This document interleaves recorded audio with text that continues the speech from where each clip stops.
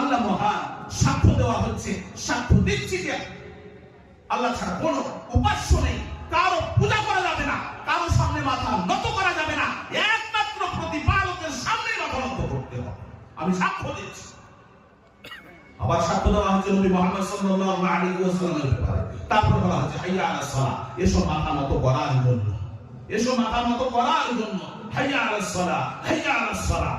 যদি প্রশ্ন করা হয় মাথা নত করলে হবে কি, নামাজ পড়লে হবে কি, সিজদা করলে হবে কি, তারপরে উত্তর দেওয়া হচ্ছে হাইয়া আলাল ফালাহ, হাইয়া আলাল ফালাহ। এসো কল্যাণের জন্য, এসো মঙ্গলের জন্য, এসো ভালাইয়ের জন্য। তুমি তোমার প্রতিপালককে সিজদা করবে, তুমি তোমার আল্লাহকে সিজদা করবে, তোমার মঙ্গল হবে, তোমার ভালাই হবে, তোমার লাভ। ডাক দেওয়া হচ্ছে। কিন্তু বড় দুঃখের বিষয়, আমরা একটু বড় হওয়ার পর আল্লাহ তাআলা দেখেন আরো কত দয়া করেছেন।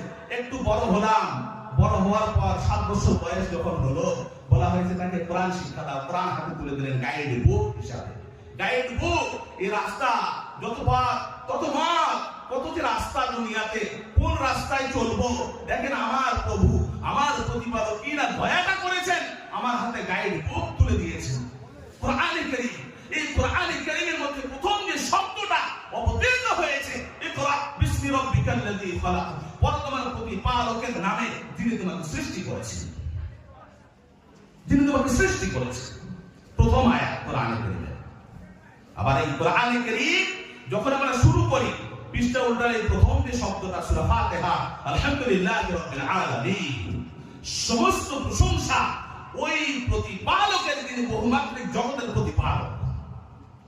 একটা জগতে ছিলাম, দ্বিতীয় জগতে এসেছি, বর্তমানে আছি তৃতীয় জগতে। হয় কি হয় না? এই জগতের জন্য আমরা একটা সময়